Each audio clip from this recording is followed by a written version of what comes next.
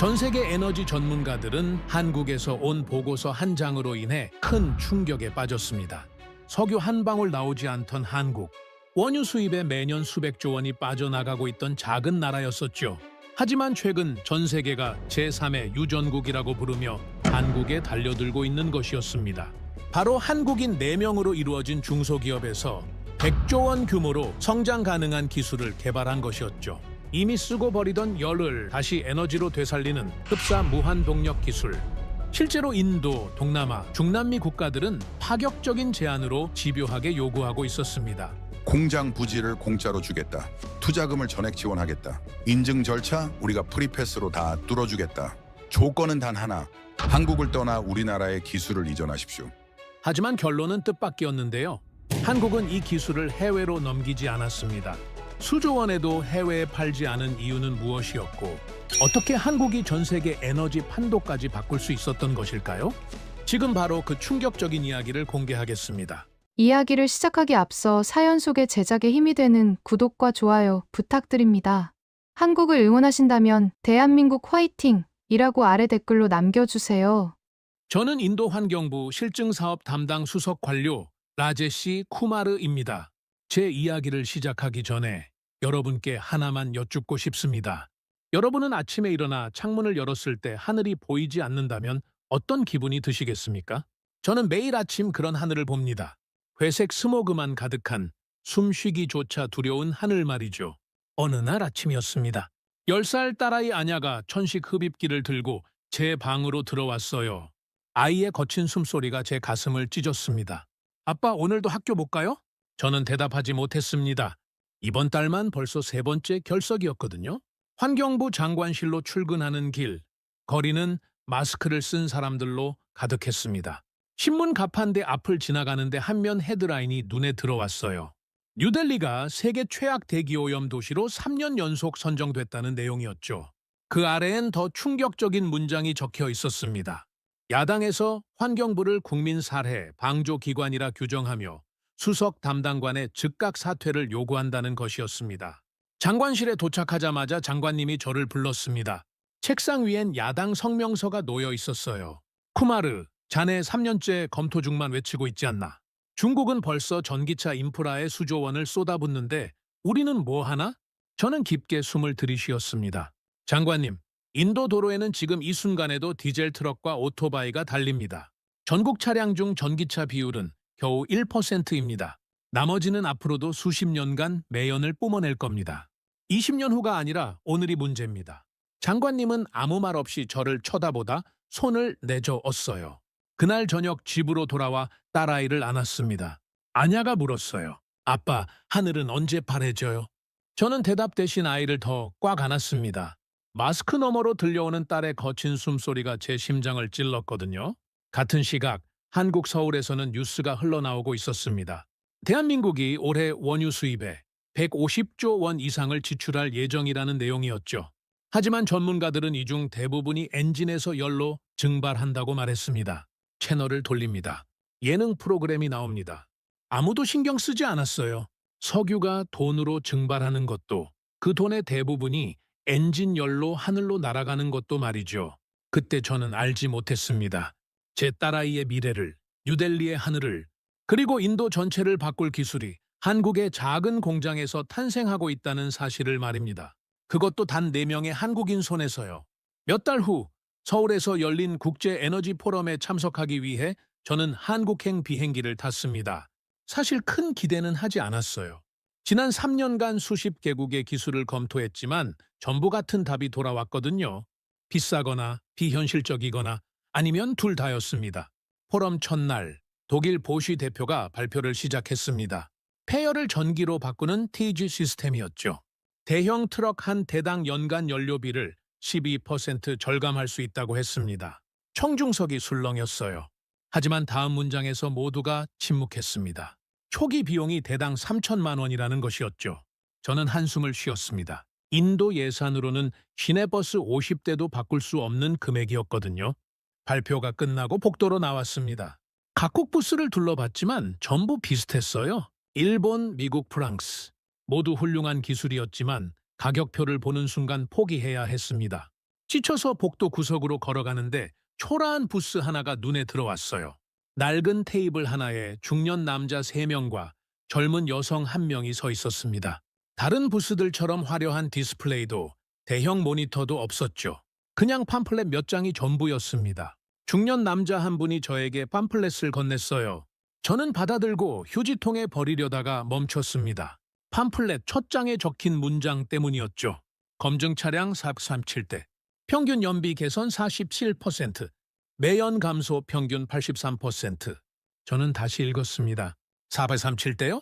남자가 고개를 끄덕였어요. 5년 걸렸습니다. 저는 그 남자의 눈을 봤습니다. 지쳐 있었지만 포기하지 않은 눈빛이었어요. 당신은 누구십니까? 김성현입니다. 한국에서 27년간 엔진만 연구했습니다. 그 순간 저는 느꼈습니다. 이 사람은 다르다고. 다른 부스의 세일즈맨들과는 근본적으로 다른 무언가가 있다라고 말이죠. 김성현 대표는 제게 데이터 파일을 보여줬습니다. 대구의 음식물 수거차 사례였어요. 배출가스 검사에서 불합격한 차량이 냉각수만 교체하고 합격했다는 내용이었습니다. 비용은 17만 원. 옆 차량은 850만 원을 들여 부품을 교체했는데 말이죠. 다음 페이지를 넘겼습니다. 23만 킬로미터를 달린 낡은 카니발 차량이 매연 수치를 88%에서 4%로 낮췄다는 기록이었어요.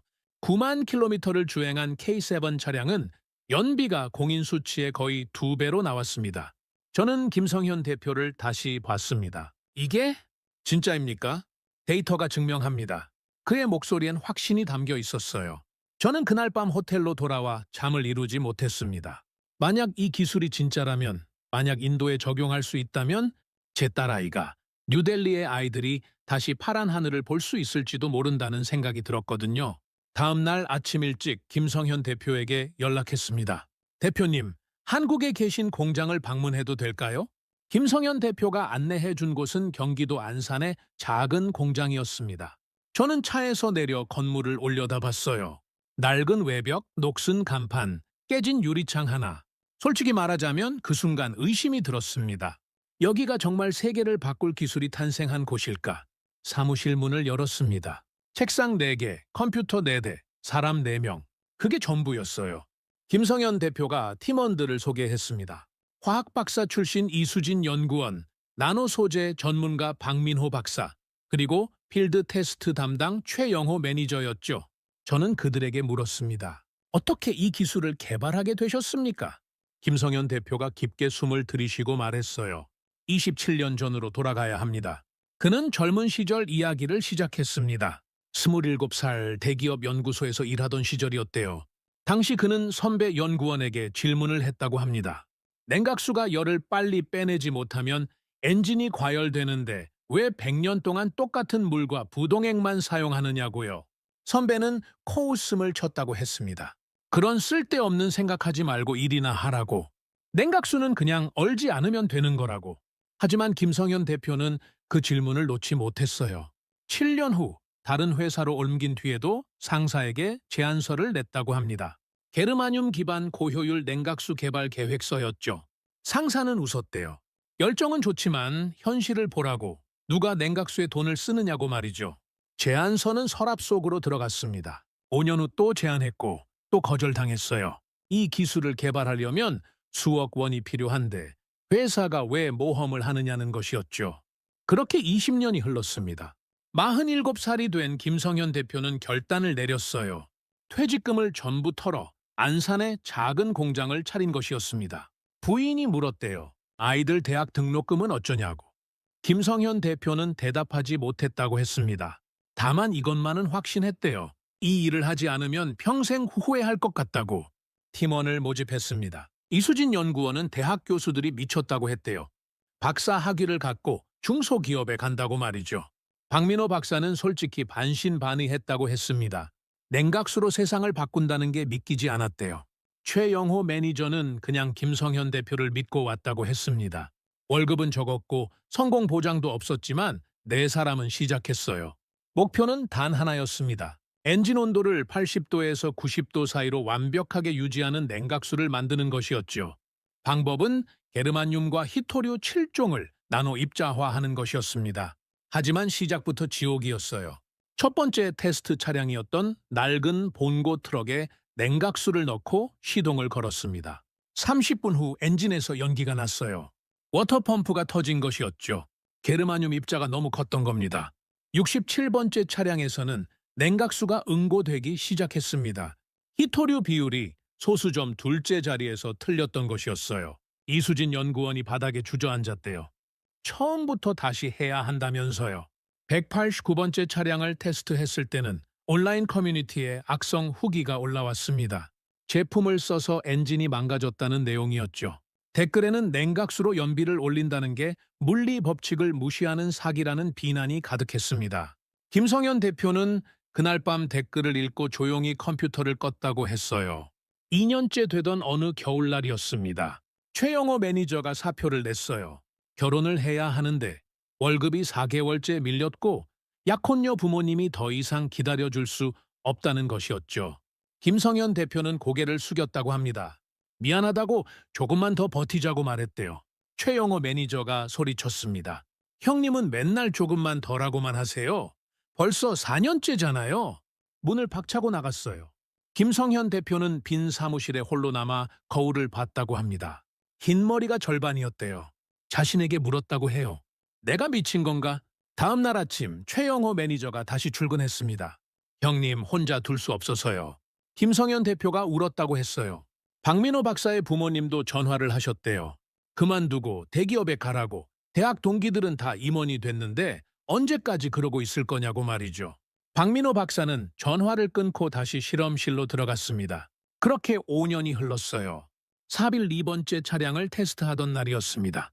박민호 박사가 떨리는 목소리로 말했대요. 형님, 엔진 온도 87도. 3시간째 유지 중입니다. 김성현 대표가 물었습니다. 거짓말하지 마. 진짜입니다. 이번엔 진짜예요. 사무실에 환호성이 터졌어요.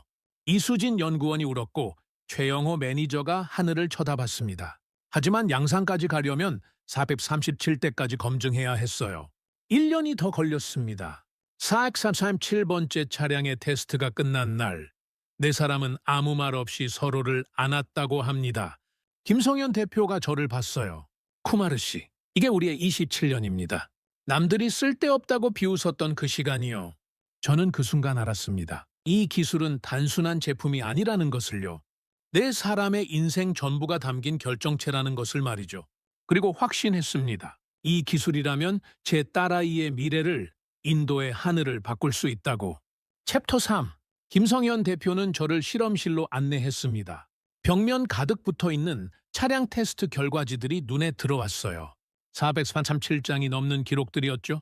각각의 종이에는 차량 번호, 주행거리, 테스트 전후 데이터가 빼곡하게 적혀 있었습니다. 김성현 대표가 그중 한 장을 떼어 제게 건넸어요. 이게 우리의 첫 번째 성공 사례입니다. 대구에서 음식물 쓰레기를 수거하는 7.3톤 트럭 기사분의 이야기였습니다. 박철수라는 분이었는데 11알만 킬로미터를 주행한 차량으로 배출가스 검사를 받았대요. 결과는 불합격이었습니다. 질소산화물 수치가 기준치인 900ppm을 넘긴 933ppm이 나왔거든요. 옆에서 같이 검사받던 동료분은 정비소로 차를 끌고 갔다고 합니다. 머플러를 교체하고 각종 부품을 수리했대요. 청구서는 850만 원이었습니다. 간신히 통과 기준인 800ppm을 맞췄다고 하더군요. 하지만 박철수 씨는 돈이 없었어요. 인터넷을 검색하다가 우연히 녹스제로라는 제품을 발견했습니다. 17만 원이라는 가격표를 보고 의심했대요. 이게 사기 아니냐고요? 하지만 선택지가 없었습니다. 냉각수를 교체하고 800km를 주행한 뒤 재검사를 받았어요. 검사관이 결과지를 보더니 눈을 의심했다고 합니다. 542ppm. 기준치를 훨씬 밑도는 수치였거든요. 박철수 씨는 김성현 대표에게 전화를 걸어 울었다고 해요. 마법이냐고, 어떻게 이런 일이 가능하냐고 말이죠. 김성현 대표가 다음 사례를 보여줬습니다. 23만 킬로미터를 달린 2003년식 카니발 차량이었어요. 경유 차량이었는데 매연 수치가 88%나 나왔습니다. 통과 기준이 20%였으니 엄청나게 초과한 것이었죠. 차주분이 녹스제로를 주입하고 73km만 주행한 뒤 재검사를 받았습니다. 결과는 4%였어요. 88%가 4%로 떨어진 겁니다. 이수진 연구원이 옆에서 설명했습니다. 일반 냉각수는 열전 도율이 물보다도 낮습니다. 엔진이 2000도까지 올라가는데 냉각수가 그 열을 제대로 빼내지 못하는 거죠. 그러면 불완전 연소가 일어나고 매연이 발생합니다. 박민호 박사가 이어서 말했어요. 우리는 게르마늄을 사용했습니다. 열전 도율이 물보다 100배 이상 높은 광물이죠. 여기에 히토류 7종을 더했습니다. 너디뮴, 란타늄 같은 금속들이에요. 이것들은 부식을 막고 고열에서도 성질이 변하지 않게 도와줍니다. 최영호 매니저가 컴퓨터 화면을 켰습니다. 또 다른 사례가 나타났어요. 98,000km를 주행한 2016년식 K7 차량이었습니다. 공인 연비는 10km였는데 실제 측정 연비는 19.4km로 나왔어요. 거의 2배에 가까운 수치였죠. 저는 고개를 저었습니다. 이해가 안 됩니다. 9년이나 된 차가 신차보다 연비가 좋다니요. 상식적으로 엔진이 노후화되면 연비가 떨어지는 게 정상 아닙니까? 김성현 대표가 웃었어요. 맞습니다. 그게 상식이죠? 하지만 우리 기술은 그 상식을 깼습니다. 엔진 온도를 80도에서 90도 사이로 완벽하게 유지하면 연료가 찌꺼기 하나 남기지 않고 완전 연소됩니다. 버려지는 열이 없으니 효율이 극대화되는 거죠. 이수진 연구원이 나노 입자 샘플을 보여줬습니다. 머리카락 굵기의 수만 분의 1 크기라고 했어요. 입자가 작아질수록 표면적이 넓어집니다. 그러면 열을 흡수하는 속도가 기하급수적으로 빨라지죠. 우리는 이 입자들의 황금 비율을 찾기 위해 400대가 넘는 차량을 희생시켰습니다. 박민호 박사가 덧붙였습니다. 소수점 둘째 자리까지 정확해야만 엔진이 최상의 컨디션을 발휘합니다. 0.327%일 때 열교환이 최대가 되고 0.329%면 침전이 시작돼요. 그 미세한 차이를 찾는데 27년이 걸렸습니다. 저는 그 순간 전율을 느꼈습니다. 이것은 단순한 제품이 아니었어요. 인류가 100년 동안 당연하게 여겼던 냉각수의 개념을 뒤집은 혁명이었습니다. 얼지 않는 물이 아니라 열을 미친 속도로 빨아들이는 물, 버려지던 에너지를 되살리는 기술이었던 것이지요. 김성현 대표가 저를 봤습니다. 쿠마르 씨, 우리는 제3의 유전을 찾았습니다. 땅속에 묻힌 석유가 아니라 이미 소비되는 단계에서 에너지를 회수하는 기술이요. 한국은 석유 한 방울 나지 않는 나라입니다. 하지만 우리에겐 이 기술이 있습니다. 저는 그날 밤 호텔로 돌아와 인도 환경부 장관님께 긴급 보고서를 작성했습니다. 제목은 이랬어요. 한국의 4인팀이 찾은 해답. 보고서를 보내고 잠들지 못한 채 창밖을 바라봤습니다. 서울의 밤하늘은 맑았어요. 별들이 보였습니다. 제 딸아이도 언젠가 이런 하늘을 볼 수 있을까요? 그때 휴대폰이 울렸습니다. 장관님이었어요. 쿠마르, 이 기술 확보할 수 있나? 할 수 있습니다. 반드시 해야 합니다. 하지만 저는 그때 몰랐습니다. 세계 곳곳에서 이미 이 기술을 노리고 있다는 사실을요. 그리고 정작 이 기술을 탄생시킨 한국이 네 사람을 외면하고 있다는 충격적인 진실도 말이죠. 한국을 떠나 인도로 돌아온 지 한 달이 지났습니다. 저는 매일 김성현 대표와 화상회의를 했어요. 인도 적용 가능성을 검토하고 있었죠. 그런데 어느 날 김성현 대표에게서 놀라운 소식을 들었습니다. 태국 정부에서 먼저 연락이 왔다는 것이었어요. 태국 교통부 차관 수티차이라는 분이 직접 전화를 걸어왔대요. 김 대표님, 한국에서 인증을 못 받으셨다고 들었습니다. 괜찮습니다. 우리가 해드리겠습니다. 김성현 대표는 처음엔 사기 전화인 줄 알았대요. 하지만 수티차이 차관은 진심이었습니다. 시내버스 3,000대 규모의 실증 사업을 제안했어요. 예산은 30억 원, 기간은 6개월이었습니다. 전액 태국 정부가 부담하겠다고 했죠. 김성현 대표가 물었대요. 왜 저희를 선택하셨습니까? 수티차이 차관이 답했습니다. 태국 경제의 18%가 물류입니다. 디젤 트럭이 우리의 생명줄이죠. 철도는 방콕에서 치앙마이로 가는 단 한 노선뿐입니다. 전국 120만 대의 트럭이 매일 수백 킬로미터를 달립니다. 당신 기술로 연비가 10%만 개선돼도 우리 GDP가 올라갑니다. 이건 거래가 아니라 생존입니다. 김성현 대표는 그 말에 충격을 받았다고 했어요. 한국에서는 아무도 주목하지 않았던 기술을 태국이 국가 생존 전략으로 본 것이었죠. 일주일 후 이번엔 멕시코에서 연락이 왔습니다. 멕시코시티의 대형 물류회사 사장 카를로스라는 분이었어요. 화상회의를 통해 절박함을 토로했습니다. 김 대표님, 멕시코는 철도망이 전국의 11%밖에 안 됩니다. 한국은 68%인 것과 비교하면 턱없이 부족하죠. 우리는 모든 걸 트레일러와 장거리 버스에 의존합니다. 카를로스 사장의 회사는 트레일러 300대를 보유하고 있었어요. 장거리 노선을 운행하는 버스도 5,000대나 됐습니다. 우리 트레일러는 하루 평균 680km를 달립니다. 멕시코시티에서 칸쿤까지가 연료 650km거든요. 연비가 10%만 개선돼도 우리 회사는 연간 47억 원을 절감할 수 있습니다. 당신 기술이 없으면 우리는 경쟁에서 밀려납니다. 김성현 대표는 저에게 전화를 걸어 혼란스러워했어요. 쿠마르 씨, 이게 대체 무슨 일입니까? 한국에선 아무도 안 봐주는데 해외에선 이렇게 난리예요. 저는 웃었습니다. 당연합니다. 데이터가 증명하지 않습니까? 한국 정부가 모르는 게 이상한 거죠. 그리고 저도 움직였습니다. 인도 최대 정유사 IOCL 본부를 찾아갔어요. 전국 43,000개 주유소를 운영하는 거대 기업이었죠. 임원진 앞에서 김성현 대표의 기술을 설명했습니다. 437대의 검증 데이터를 보여줬어요. 회의실이 술렁였습니다. 한 임원이 물었어요. 이게 정말 가능합니까? 냉각수 하나로 매연이 80% 감소한다는 게 데이터가 거짓말하지 않습니다. 저는 직접 한국 공장을 방문해서 확인했습니다. IOCL 회장이 결정을 내렸습니다. 전국 주유소에 이 제품을 배치하겠다고요. 동시에 인도 최대 오토바이 제조사와도 접촉했어요. 그 회사는 연간 1,500만 대의 오토바이를 생산했습니다. 그중 수랭식 엔진을 쓰는 모델이 7%였죠. 150만 대에 달하는 숫자였습니다. 제조사 측은 신차 전량에 녹스 제로를 적용하고 싶다고 했어요. 뉴델리의 대기오염이 너무 심각했거든요. 저는 김성현 대표에게 제안했습니다. 대표님, 인도에 오십시오. 우리가 실증 사업을 진행하겠습니다. 김성현 대표가 물었어요. 하지만 저희는 한국에서도 인증을 못 받았는데요. 필요 없습니다. 데이터가 증명합니다. 인증 따위는 나중 문제입니다. 그리고 덧붙였습니다. 솔직히 말씀드리죠. 제 딸아이가 매일 천식으로 고통받습니다. 뉴델리 아이들 340만 명이 똑같은 고통을 받고 있어요. 정치가 아닙니다. 생존입니다. 도와주십시오. 김성현 대표는 한동안 침묵했어요. 그러더니 말했습니다. 알겠습니다. 인도를 돕겠습니다. 저는 그 순간 확신했습니다. 이 기술은 단순히 인도만의 문제가 아니라 전 세계의 해답이 될 거라고요. 하지만 그때 저는 몰랐습니다. 김성현 대표와 그의 팀이 조국 한국에서 얼마나 처절한 외면을 받고 있는지를요. 그리고 중국이라는 거대한 그림자가 이 기술을 집어삼키려 음모를 꾸미고 있다는 사실도 말이죠.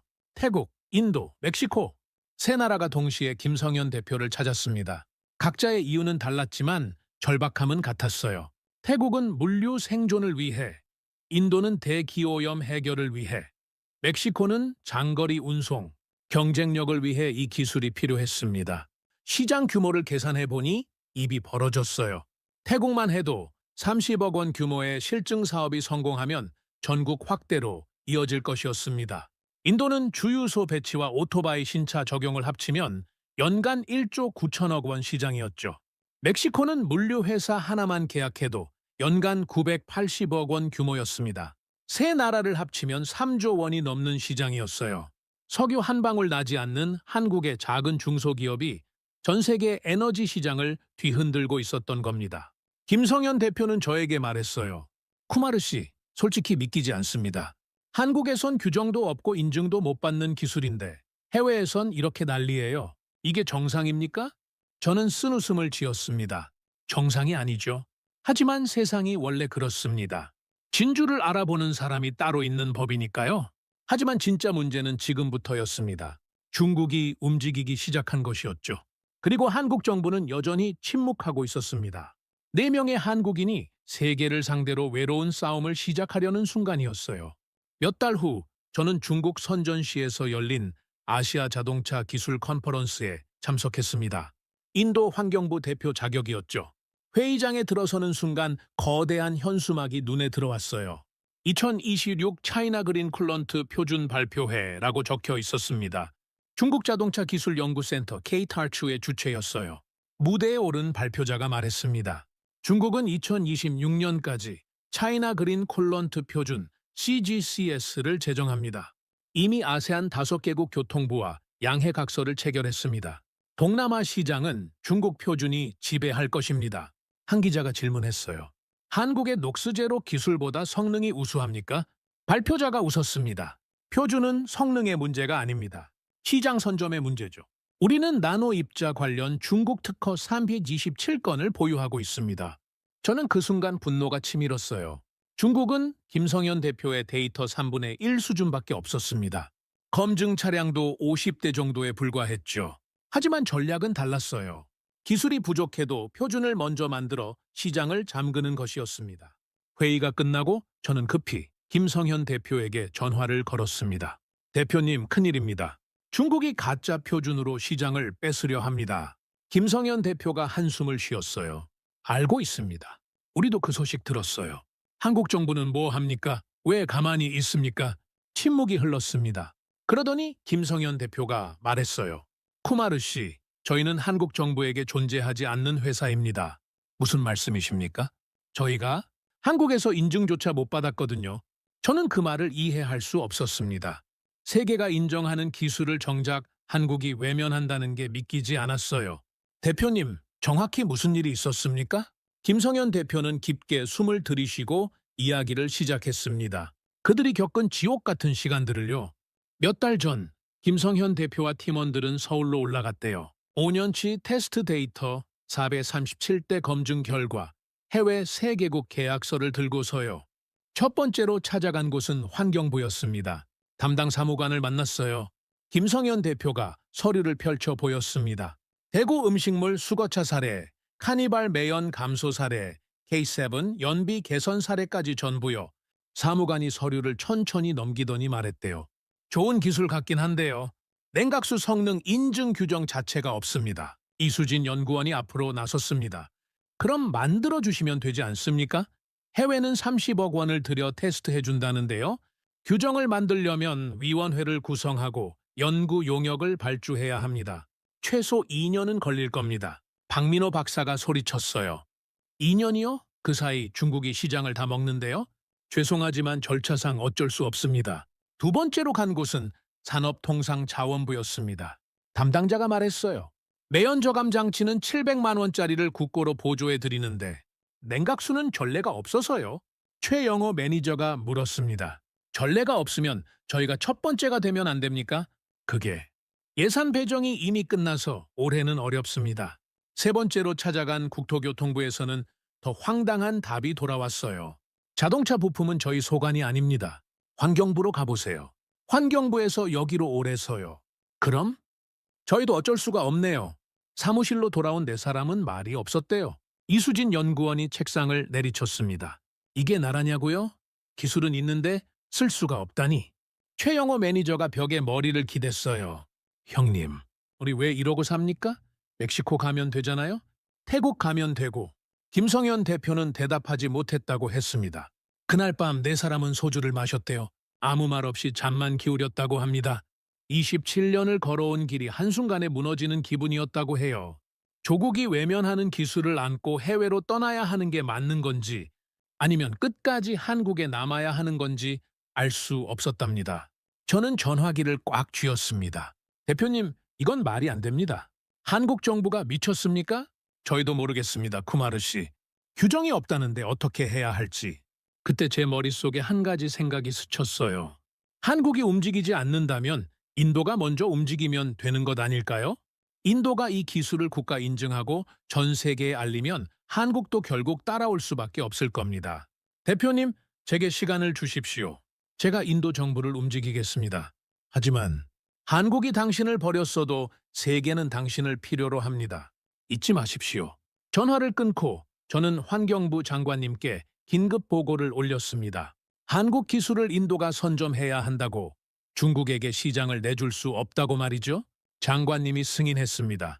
6개월 내로 실증 사업을 시작하라고요. 하지만 중국의 움직임은 더 빨랐어요. 아세안 국가들과의 협상을 가속화하고 있었습니다. 태국, 베트남, 인도네시아, 필리핀, 말레이시아. 중국은 이 나라들에게 파격적인 조건을 제시했어요.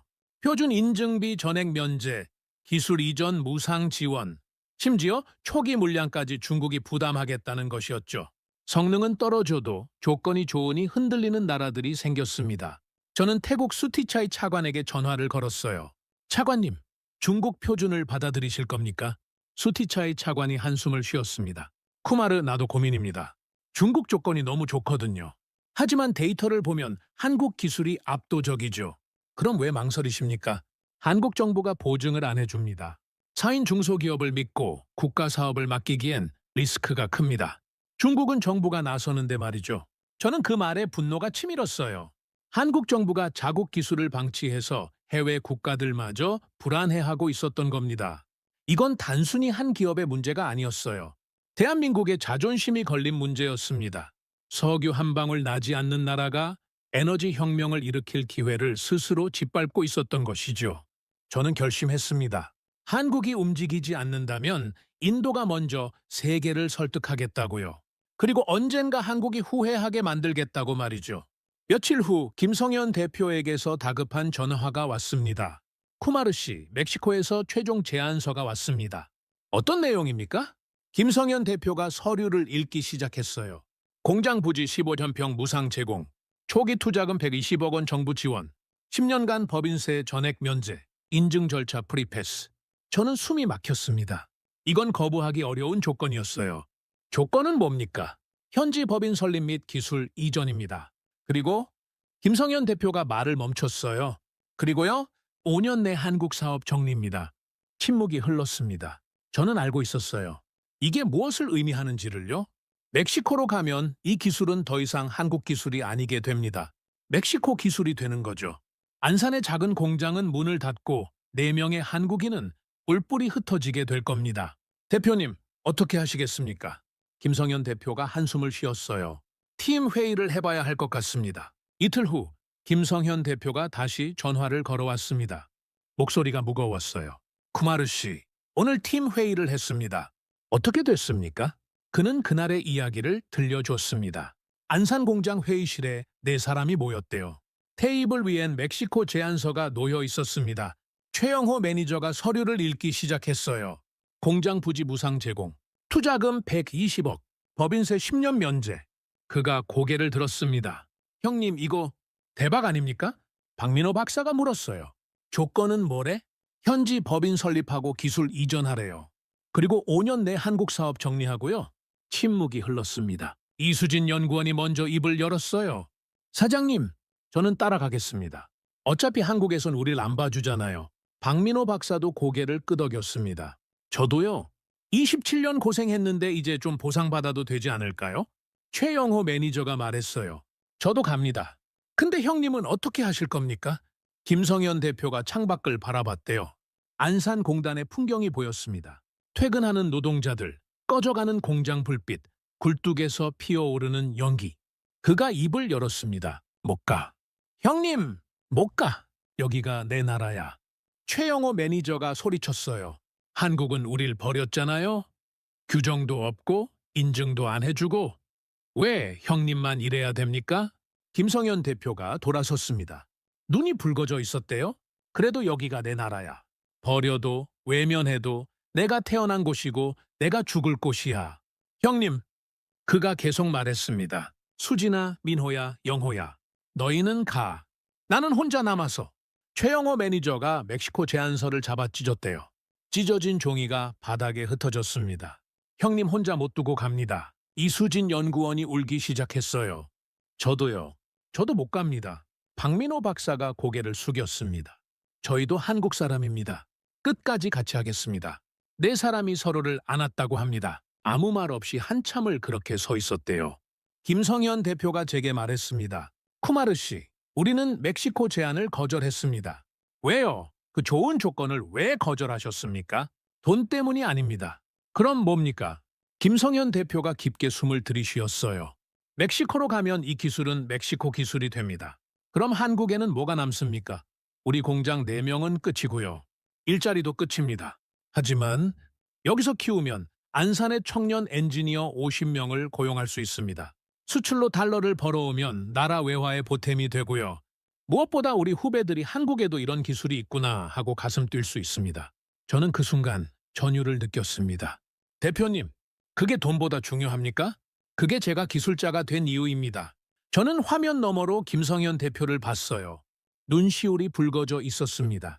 쿠마르 씨, 솔직히 말하면 화도 나고 억울합니다. 조국이 외면하는데 왜 제가 이렇게까지 해야 하나 싶기도 하고요. 하지만요, 이 기술은 한국에서 태어났습니다.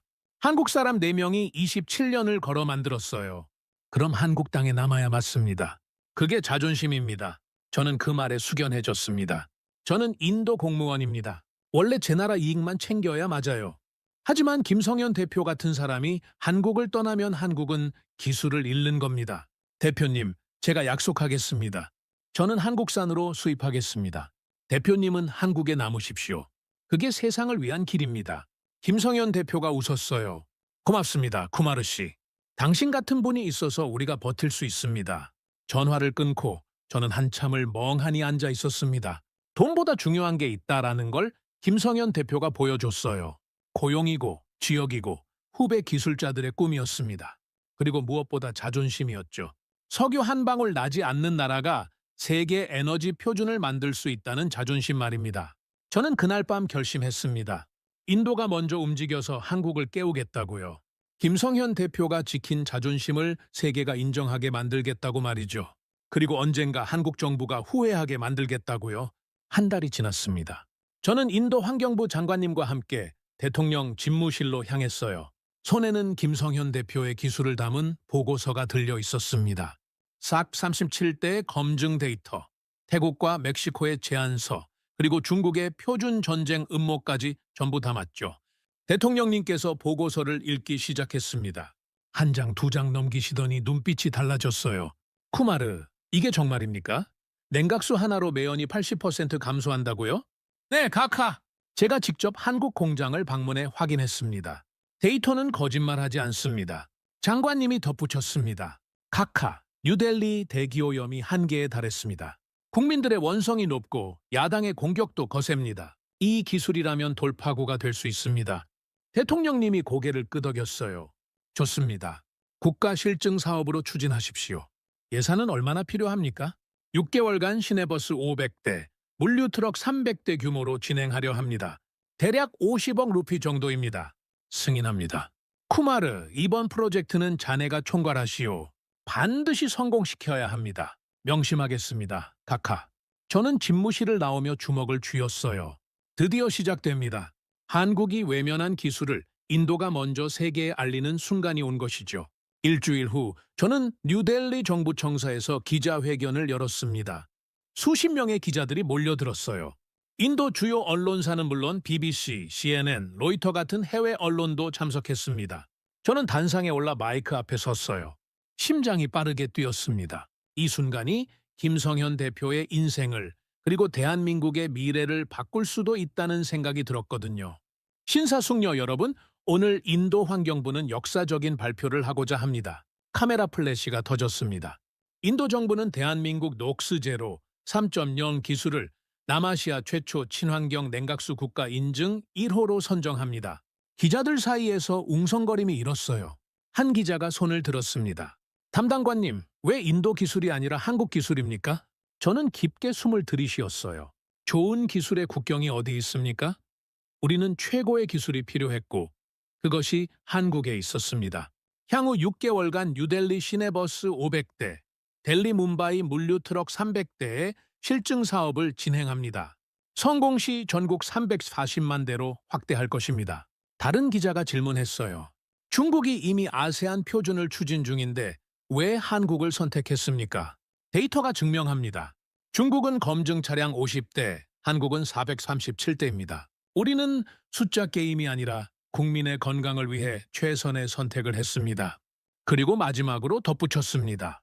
한국의 4인 팀이 27년간 만든 이 기술은 단순히 냉각수가 아닙니다. 버려지던 에너지를 되살리는 제3의 유전입니다. 인도는 이 기술과 함께 새로운 미래로 나아갈 것입니다. 기자회견이 끝나고 저는 김성현 대표에게 전화를 걸었어요. 대표님, 인도가 움직였습니다. 전화기 너머로 침묵이 흘렀습니다. 그러더니 김성현 대표의 떨리는 목소리가 들렸어요. 고맙습니다, 쿠마르 씨. 정말 고맙습니다.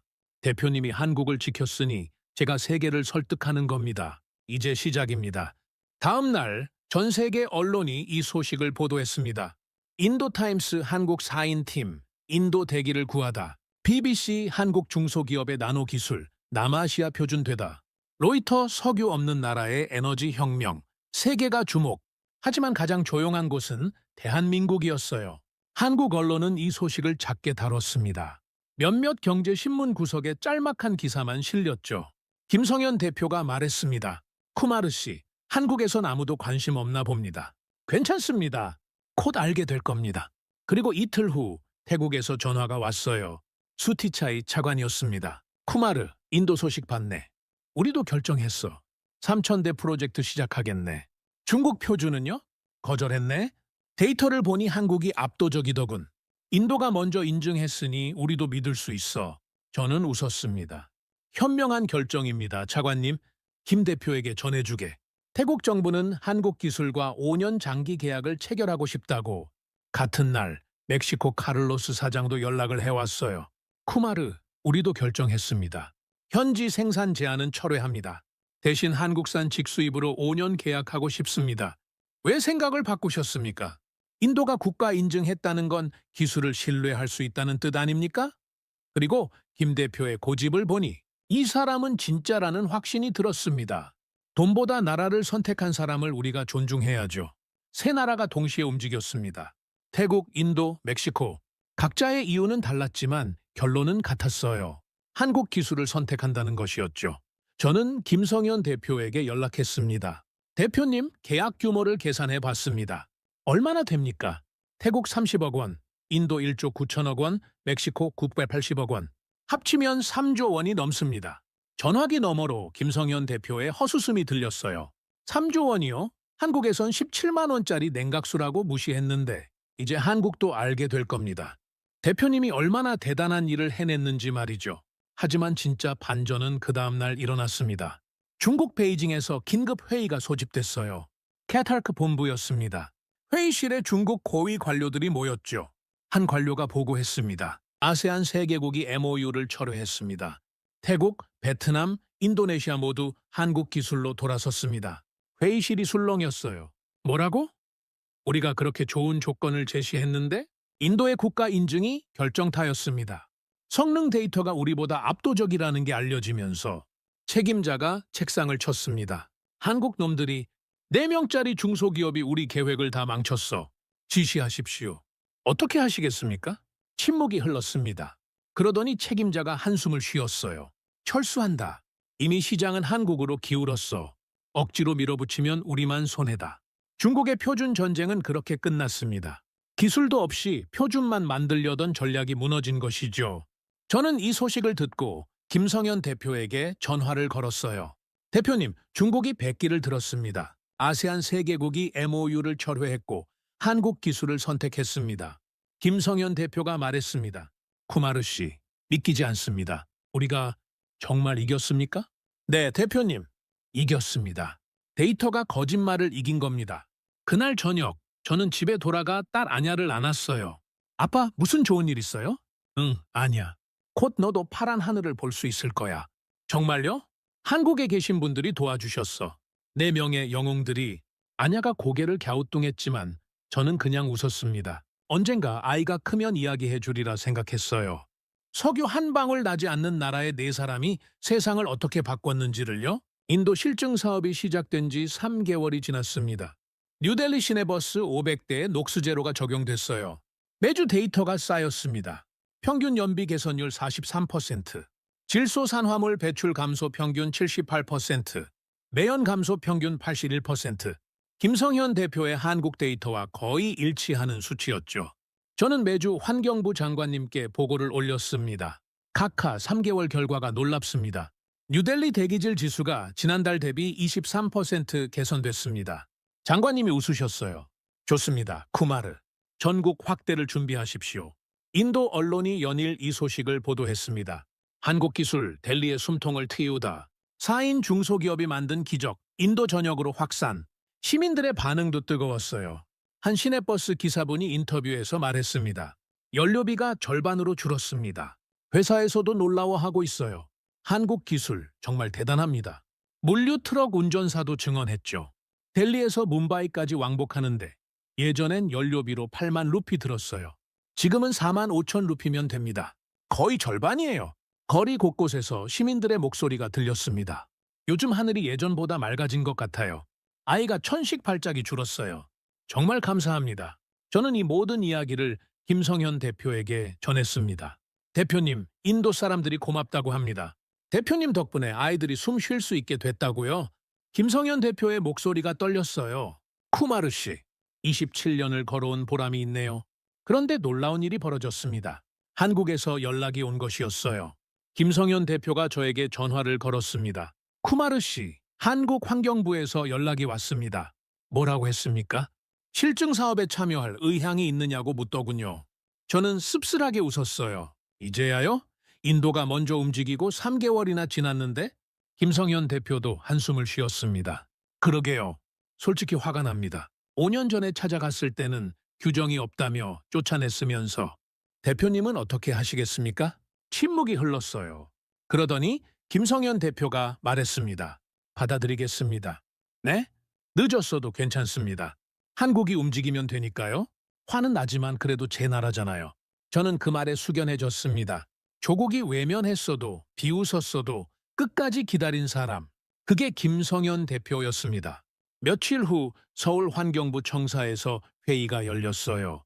김성현 대표와 팀원들이 참석했습니다. 담당 사무관이 말했습니다. 김 대표님, 인도 실증 사업 결과를 검토해 봤습니다. 놀랍더군요. 저희도 뒤늦게나마 국내 실증 사업을 추진하려 합니다. 참여해 주시겠습니까? 최영호 매니저가 참지 못하고 말했어요. 5년 전에 왔을 때는 규정이 없다고 하셨잖아요. 그때 도와주셨으면 인도보다 먼저 할 수 있었을 텐데요. 사무관이 난처한 표정을 지었습니다. 그건 죄송합니다. 저희가 미처 중요성을 몰랐습니다. 이수진 연구원도 한마디 했어요. 해외는 30억 원 들여 테스트해 준다는데 한국은 전례가 없다고만 하셨죠. 이제 와서 참여하라니 솔직히 기분이 좋지 않습니다. 회의실 분위기가 얼어붙었어요. 그때 김성현 대표가 입을 열었습니다. 담당자님, 팀원들 기분 이해해 주십시오. 저희가 27년간 고생했는데 조국이 외면하니 서운했던 겁니다. 이해합니다. 하지만 저희는 참여하겠습니다. 팀원들이 놀라서 김성현 대표를 봤어요. 형님, 김성현 대표가 팀원들을 봤습니다. 늦었어도 한국이 움직이는 게 중요해. 우리가 원한 건 인정이잖아. 이제 받은 거야. 그리고 담당자를 향해 말했어요. 조건이 있습니다. 말씀하십시오. 6개월 내로 냉각수 성능 인증 규정을 만들어 주십시오. 그래야 다음 기업들이 또 저희 같은 고생을 안 합니다. 담당자가 고개를 끄덕였어요. 약속하겠습니다. 회의가 끝나고 네 사람은 카페에 앉았습니다. 최영호 매니저가 물었어요. 형님, 진짜 괜찮으십니까? 저는 아직도 화가 나는데. 김성현 대표가 커피를 한 모금 마셨습니다. 영호야, 화낼 시간에 일하자. 우리가 성공해야 한국이 바뀌어 규정도 생기고 후배들도 꿈꿀 수 있어. 박민호 박사가 말했어요. 형님 말이 맞아요. 우리가 문을 열어야 다음 세대가 들어올 수 있으니까. 이수진 연구원도 웃었습니다. 사장님, 저희 믿고 따라온 거 후회 안 해요. 끝까지 가봅시다. 네 사람이 잔을 부딪혔어요. 그날 저녁 김성현 대표가 저에게 전화를 걸었습니다. 쿠마르 씨, 한국이 드디어 움직였습니다. 축하합니다, 대표님. 쿠마르 씨 덕분입니다. 인도가 먼저 인정해 주어서 한국도 눈을 뜬 거예요. 아닙니다. 대표님이 포기하지 않았기 때문입니다. 김성현 대표가 말했어요. 5년 전 환경부 찾아갔을 때 생각납니다. 규정이 없다고, 전례가 없다고 쫓겨났죠. 그때 정말 절망했어요. 하지만 이제는 다릅니다. 네, 이제는 한국도 우리를 봅니다. 늦었지만 괜찮아요. 중요한 건 결국 해냈다는 거니까요. 저는 웃었습니다. 대표님, 한 가지만 약속해 주세요. 뭡니까? 앞으로도 한국을 떠나지 마십시오. 세상이 아무리 좋은 조건을 제시해도요. 김성현 대표가 웃었어요. 약속합니다. 여기가 제 자리니까요. 전화를 끊고 저는 창밖을 바라봤습니다. 뉴델리의 하늘이 조금씩 맑아지고 있었어요. 예전처럼 회색 스모그만 가득하지 않았습니다. 파란색이 보이기 시작했죠. 딸아냐가 방에서 나와 물었어요. 아빠, 내일 학교 갈 수 있어요? 그럼 아냐. 내일은 체육 수업도 할 수 있을 거야. 와, 진짜요? 아이가 웃었습니다. 저는 아냐를 안으며 생각했어요. 한국에 네 사람이 제 딸의 미래를 바꿔줬다고. 석유 한 방울 나지 않는 나라가 세상의 공기를 바꾸고 있다고 말이죠.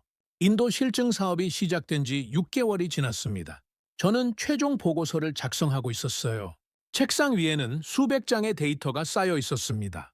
뉴델리 시내버스 500대, 델리 뭄바이 물류트럭 300대, 총 800대의 6개월 결과였죠.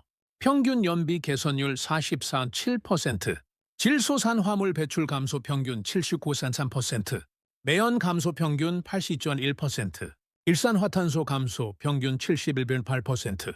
모든 수치가 김성현 대표의 초기 데이터를 뒷받침했습니다. 거짓말이 하나도 없었던 것이죠. 저는 환경부 장관님께 최종 보고를 올렸어요. 각하, 실증 사업이 성공적으로 완료됐습니다. 전국 확대를 건의합니다. 장관님이 보고서를 읽으며 고개를 끄덕였습니다. 놀랍습니다, 쿠마르. 뉴델리 대기질 지수가 6개월 만에 31%나 개선됐군요. 네, 각하. 시민들의 호흡기 질환 발생률도 18% 감소했습니다. 좋습니다. 전국 340만 대로 확대하십시오. 예산은 제가 직접 챙기겠습니다. 저는 장관실을 나오며 김성현 대표에게 전화를 걸었습니다. 대표님, 인도 정부가 전국 확대를 승인했습니다. 전화기 너머로 김성현 대표의 감격스러운 목소리가 들렸어요. 정말입니까? 340만 대요? 네, 대표님. 이제 인도 전역의 차량이 대표님의 기술을 사용하게 됩니다. 김성현 대표가 한동안 말을 잇지 못했습니다. 그러더니 떨리는 목소리로 말했어요. 쿠마르 씨, 27년이 헛되지 않았네요. 처음부터 헛되지 않았습니다. 세상이 늦게 알아본 것뿐이죠. 같은 날 태국에서도 소식이 왔습니다. 수티차이 차관이 기자회견을 열었어요. 태국 정부는 한국 녹스제로 기술을 국가표준 냉각수로 지정합니다. 3,000대 실증 사업 결과 연비 평균 41% 개선, 배출가스 평균 76% 감소를 확인했습니다. 앞으로 전국 120만 대 상용차에 단계적으로 적용할 것입니다. 태국 언론이 떠들썩했어요. 한국 4인 중소기업 태국 물류산업 살렸다. 석유 없는 나라의 기술, 태국 GDP 0.4% 끌어올릴 것. 멕시코도 움직였습니다. 카를로스 사장의 물류회사가 5,000대 전량의 녹스제로를 적용했어요. 그 결과가 멕시코 전역에 퍼졌습니다. 연간 연료비 절감액이 회사당 평균 52억 원. 멕시코 물류업계가 술렁였죠. 경쟁사들이 앞다투어 한국 기술을 도입하기 시작했습니다. 멕시코 정부도 국가 차원의 지원을 발표했어요.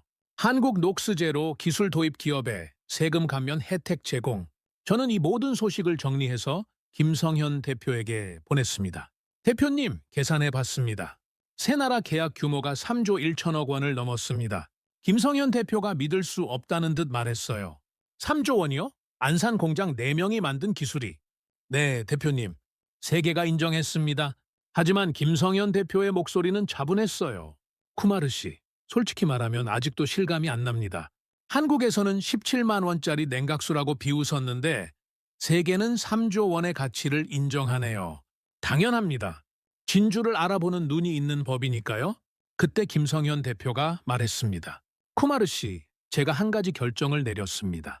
무슨 결정입니까? 안산 공장을 확장하고 직원을 뽑으려 합니다. 해외 수출이 늘어나니 4명으론 감당이 안 되거든요. 좋은 결정입니다. 몇 명이나 뽑으실 겁니까? 일단 28명을 목표로 하고 있습니다. 나노 소재 엔지니어, 화학공학 연구원, 현장 테스터까지요. 저는 웃었습니다. 4명에서 32명이면 8배네요. 네. 그리고 전부 한국 청년들을 뽑을 겁니다. 멕시코가 공장 지어준다고 했지만 거절했잖아요. 일자리는 한국에 남겨야 한다고 생각했으니까요. 대표님다운 선택입니다. 김성현 대표가 계속 말했어요. 안산공단의 청년들이 돌아오는 걸 보고 싶습니다. 대기업만 가는 게 아니라 중소기업에서도 세계적인 기술을 만들 수 있다는 걸 보여주고 싶어요. 그렇게 하십시오. 대표님이 그 길을 열었으니까요. 며칠 후 안산 공장 앞에 현수막이 걸렸습니다. 나노 소재 엔지니어 모집, 화학공학 연구원 모집 경력 무관 안산 근무. 현수막 아래 작은 글씨로 이렇게 적혀 있었어요. 세계 3개국 수출 중 인도 정부 인증 1호 기업. 구인 공고가 올라간 다음 날 놀라운 일이 벌어졌습니다. 이력서가 쏟아진 것이었어요. 하루 만에 187통, 이틀 만에 340통. 일주일 후엔 520통이 넘었습니다. 김성현 대표가 저에게 전화를 걸었어요. 쿠마르 씨, 이력서가 너무 많이 와서 놀랐습니다. 당연합니다. 대표님 회사가 이제 유명해졌잖아요. 그게 아니라 서울대 카이스트 출신들도 지원했어요. 삼성, 현대 다니다가 이직하겠다는 사람들도 있고요. 저는 웃었습니다. 왜 놀라십니까? 대표님 회사가 세계를 바꾸고 있는데요. 김성현 대표가 말했어요. 한 청년이 면접 오면서 그러더군요. 인도 뉴스에서 봤는데 여기서 일하고 싶다고. 한국 기술로 세계를 바꾸는 게 멋있다고요. 맞는 말입니다. 또 다른 지원자는 대기업 다니다가 온 사람인데 월급이 절반으로 줄어도 괜찮다고 했어요. 여기서 진짜 기술을 배우고 싶다고. 저는 그 말을 듣고 가슴이 뜨거워졌습니다. 김성현 대표가 27년간 지켜온 게 바로 이것이었구나 싶었어요. 한국 청년들이 자부심을 갖고 일할 수 있는 곳, 돈보다 기술을, 이익보다 자존심을 선택할 수 있는 곳 말이죠. 대표님, 좋은 사람들 뽑으십시오. 그리고 잘 키우십시오. 그들이 또 다른 기술을 만들 테니까요. 그렇게 하겠습니다. 한 달 후 안산 공장에서 입사식이 열렸습니다. 심이 덜명의 새 직원들이 모였어요. 20대 초반부터 30대 중반까지 모두 열정 가득한 얼굴들이었습니다. 김성현 대표가 단상에 올라 말했습니다. 여러분 환영합니다.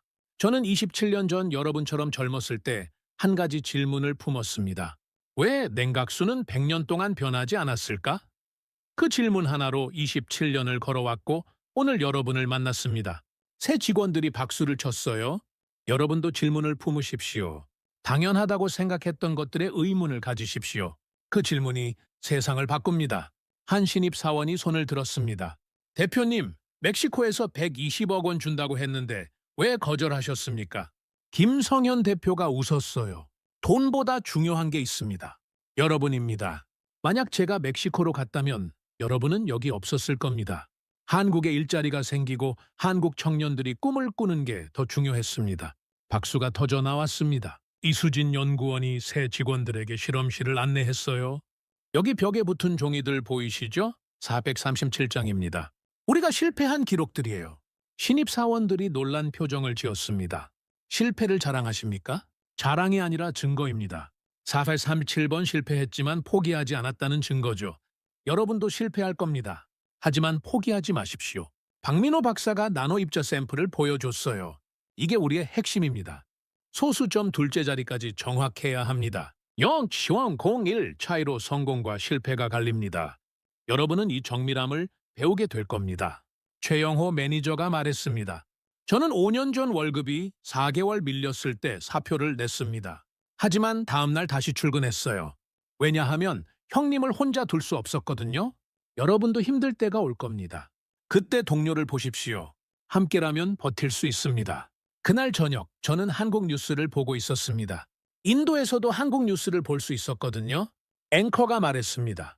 안산의 한 중소기업이 인도, 태국, 멕시코 3개국에서 3조 원 규모의 수출 계약을 체결했습니다. 직원 4명으로 시작한 이 회사는 냉각수 기술 하나로 세계 시장을 석권했는데요. 화면에 김성현 대표의 인터뷰가 나왔어요. 한국은 석유가 나지 않습니다. 하지만 우리에게는 기술이 있습니다. 버려지는 에너지를 되살리는 기술. 그것이 진짜 유전입니다. 저는 화면을 보며 웃었습니다. 마침내 한국도 알아봤구나. 27년을 외면했던 조국이 드디어 내 사람을 인정했구나. 휴대폰이 울렸어요. 김성현 대표였습니다. 쿠마르 씨, 한국 뉴스 보셨습니까? 네, 봤습니다. 축하합니다. 쿠마르 씨 덕분입니다. 인도가 먼저 인정해줘서 한국도 눈을 뜬 거예요. 아닙니다. 대표님이 포기하지 않았기 때문입니다. 김성현 대표가 말했어요. 오늘 환경부에서 또 연락 왔습니다. 6개월 내로 냉각수 성능 인증 규정을 만들겠대요. 드디어 약속을 지키는군요. 네, 이제 다음 세대는 저희처럼 고생 안 해도 됩니다. 규정이 있으니까요. 저는 창밖을 바라봤습니다. 뉴델리의 밤하늘에 별이 보였어요.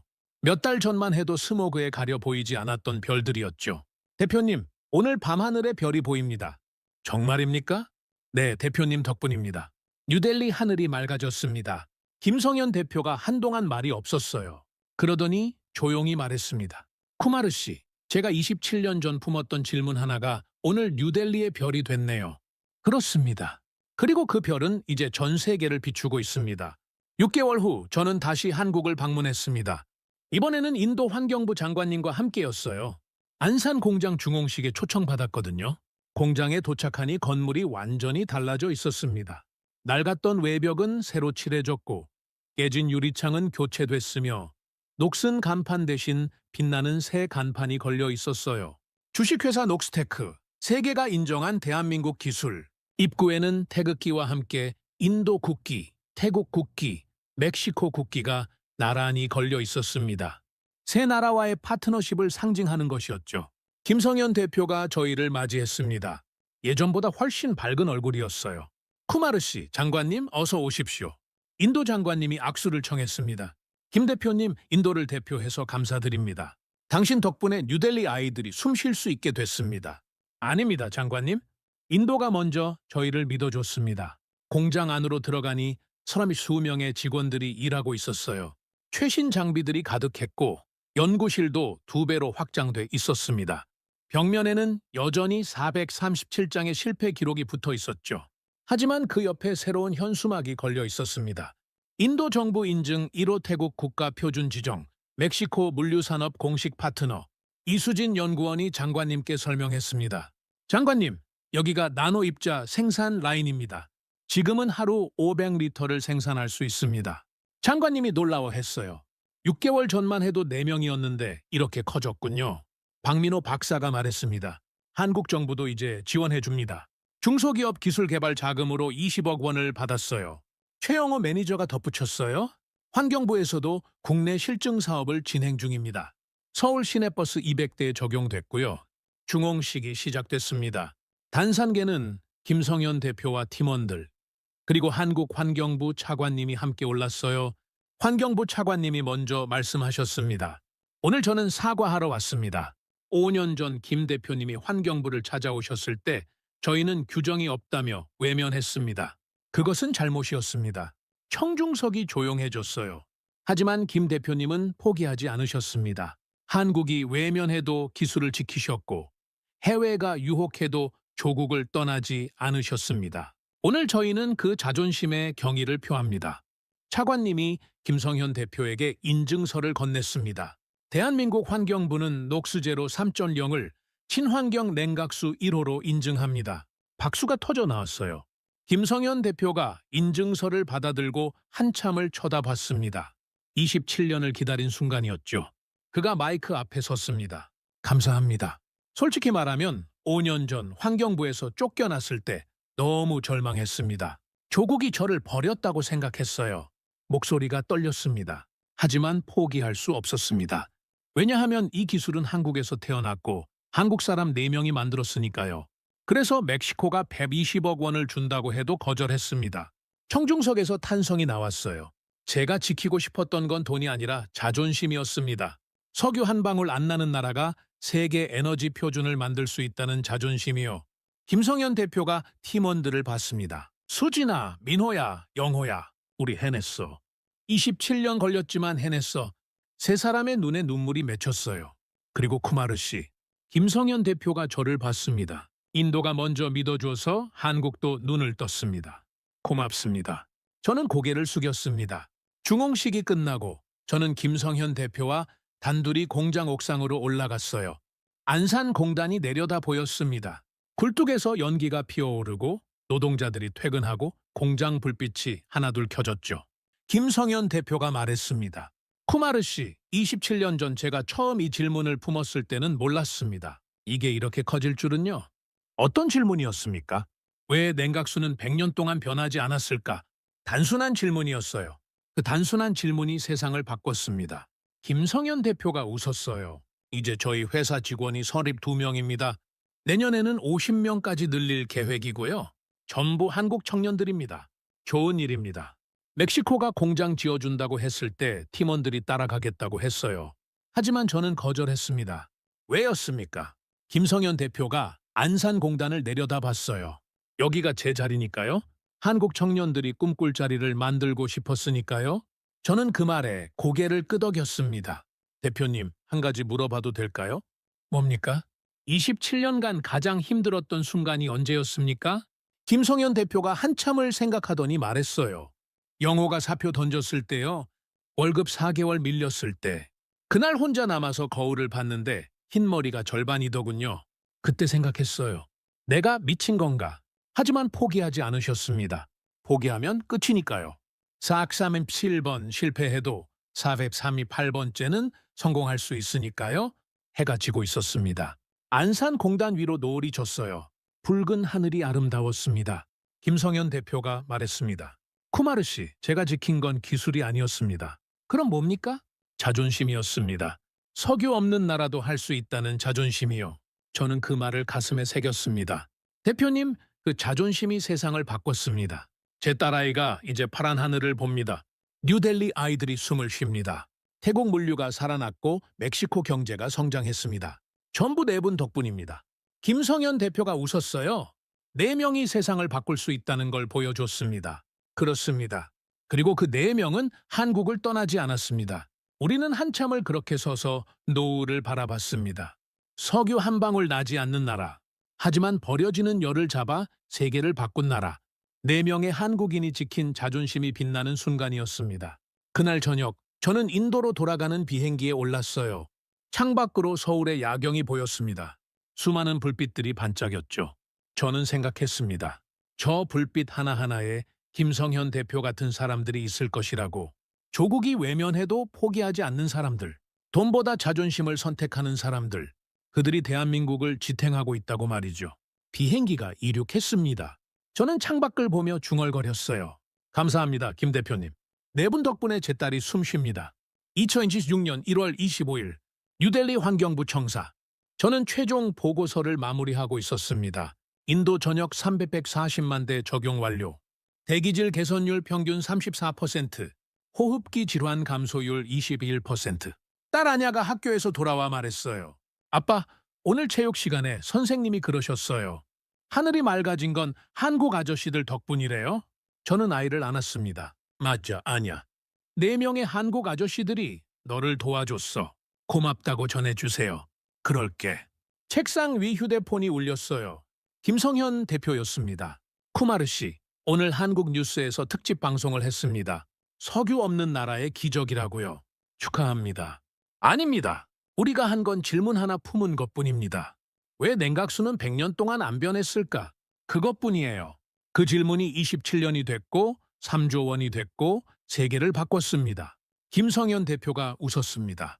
쿠마르 씨, 다음에 인도 가도 될까요? 직접 뉴델리 하늘을 보고 싶습니다. 언제든 오십시오. 제 딸이 대표님께 감사 인사 드리고 싶어 합니다. 전화를 끊고 저는 창밖을 봤어요. 파란 하늘, 흰 구름, 새들이 날아다녔습니다. 몇 달 전만 해도 볼 수 없었던 풍경이었죠. 저는 중얼거렸습니다. 석유 없는 나라가 버려지는 열을 잡았습니다. 조국이 외면해도 4명이 버텼습니다. 이것이 자존심입니다. 이것이 대한민국입니다. 여러분, 이 이야기가 어떠셨나요? 한국을 외면했던 조국, 하지만 끝까지 한국을 선택한 4사람의 이야기. 그들이 지킨 것은 기술이 아니라 자존심이었습니다. 석유 한 방울 나지 않는 나라가 세계 에너지 표준을 만들 수 있다는 자존심 말입니다. 2026년 오늘 대한민국은 4명의 기술자 덕분에 전 세계에 제3의 유전을 수출하고 있습니다. 이것이 자랑스러운 대한민국입니다. 구독과 좋아요로 응원해 주시면 더욱 재미있는 이야기로 찾아뵙겠습니다. 해외 감동 사연을 소개해드리는 스페셜 코리아였습니다. 감사합니다.